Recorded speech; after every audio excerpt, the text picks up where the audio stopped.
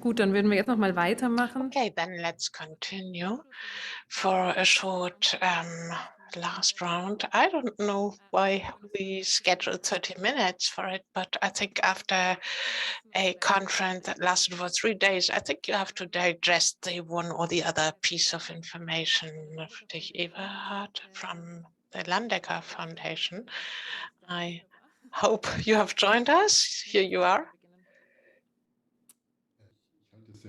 Well, I will be very brief because it is quite correct that it was a very inspiring days, but well, I've taken a few notes here and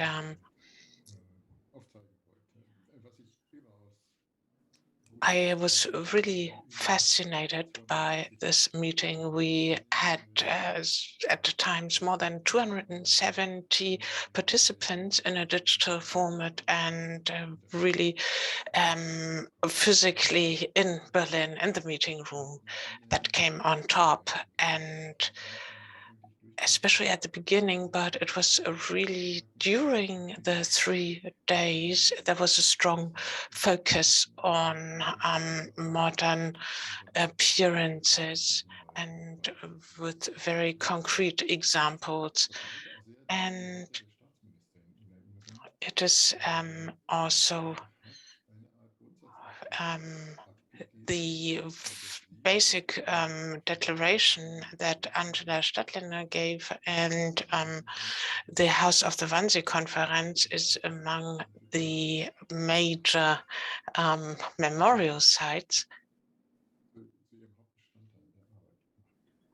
And they have to do the burden of the work concerning commemoration. I think such anniversaries really open up potential for a great level of attention. And this is also thanks to the excellent work of the site. But how can you keep generating attention beyond such anniversaries? And it is also my personal experience that I notice time and again it is a disturbing event, and this Wannsee-Konferenz, and thus the whole house of the Wannsee-Konferenz is a disturbing place in itself. And we started off describing a state that is 80 years on. So simply the location of this event in time. And then a 30 years anniversary of the memorial. I think this latter fact really shaped the discussions more than the event itself. And thus it really illustrates that it's so relevant to see what is happening now and what is going to happen in the future. If I think of the contributions we heard, especially in the beginning, then there is one aspect that I was not clear about before that. It is the view on the memorial site of the House of the Wannsee-Konferenz. I thought back of what happened at memorials in the 80s and 90s, that it is often a historical place of victims, but the Wannsee House is a place of the perpetrators. And this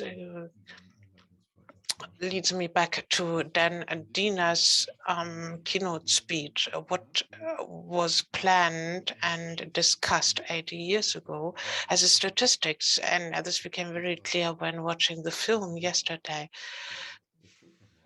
The genocide then has no narrative, and that's a challenge that goes like a thread through all those debates, and this continues to be a fact. We are trying to fill the narrative, but it also means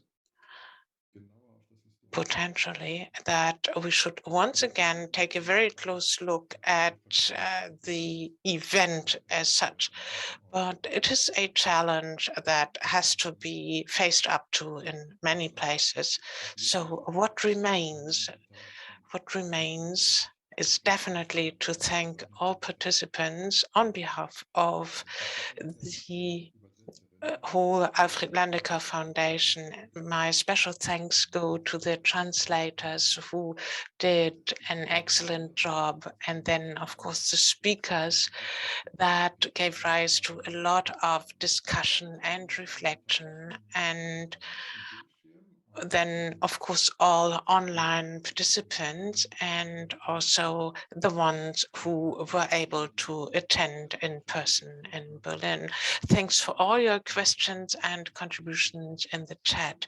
And thank you very much for being there. It is very important for us to see and notice that the interest is not reduced even today.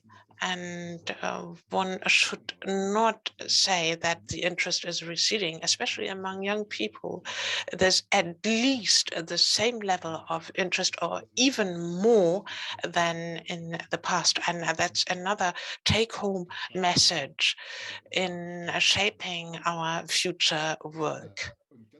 And last but not least, a big vote of thanks to all the members of the memorial of the house Wannsee, of the Wannsee-Konferenz, and organizing all this in the middle of a pandemic and a lot of red tape and so on. Thanks for that. And also, let me thank you for your day-to-day dedicated work. And Deborah Hartmann, I would like to thank you especially. I think that was a great start to your upcoming role. I wish you success in your future work. And now I wish everyone a healthy start into a great weekend.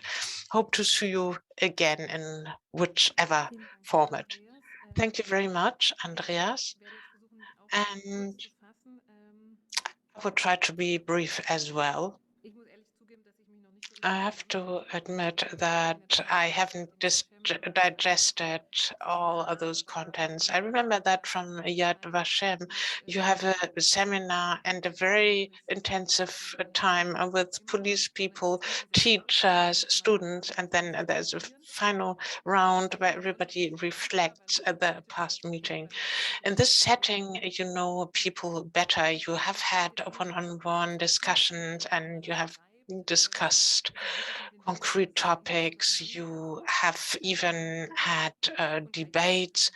And at the same time, it is difficult from time to time to know what is at the end of even 1 or 2 weeks. And even after these 3 days, I feel we have touched upon so many aspects and things, and I really have to let it sink in, digest them, and I need time to think about them and reflect them for myself. And maybe many participants will agree. I think we have given rise to many questions.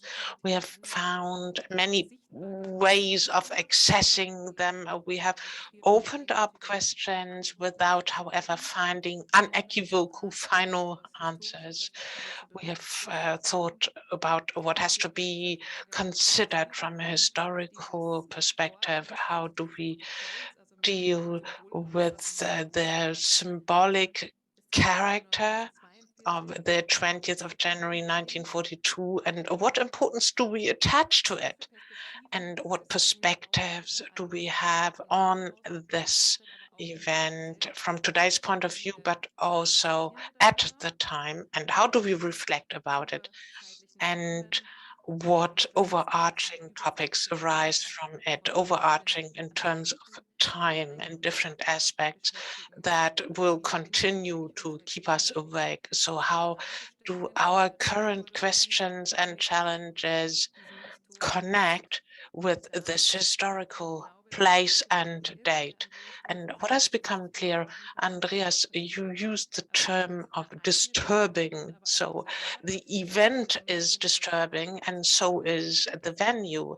I would certainly agree with you. It continues to be a disturbing place, and many discussions that we had in the past few days have also left a disturbing impression with me, especially the discussion yesterday after the film at the Academy of the Arts, where there were many questions that became relevant, especially when it comes to language.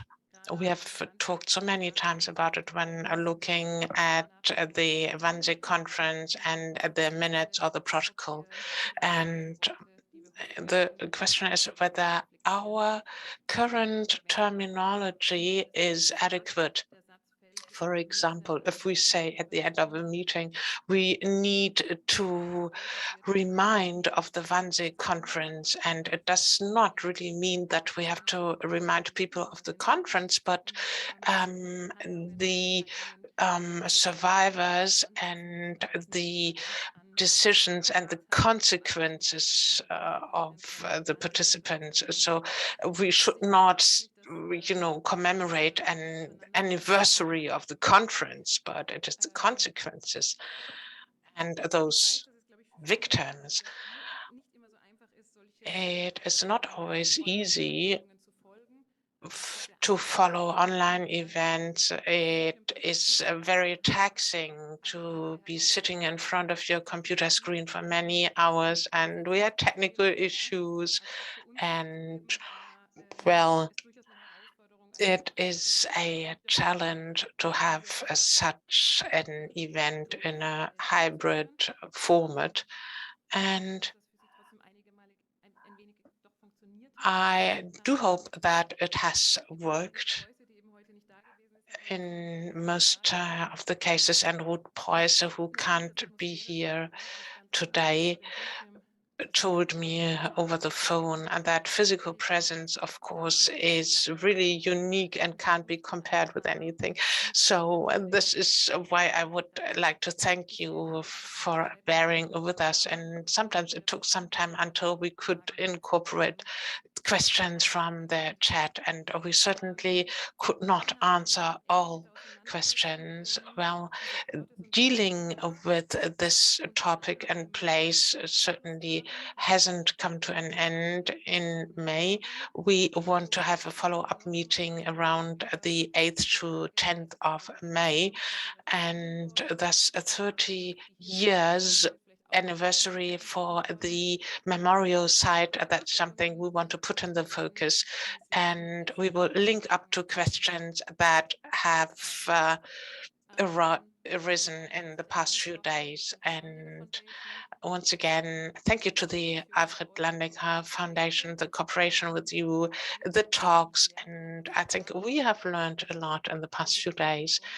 Also from the conversations with you all, thanks to the staff who helped us in substantial terms and logistically and technically.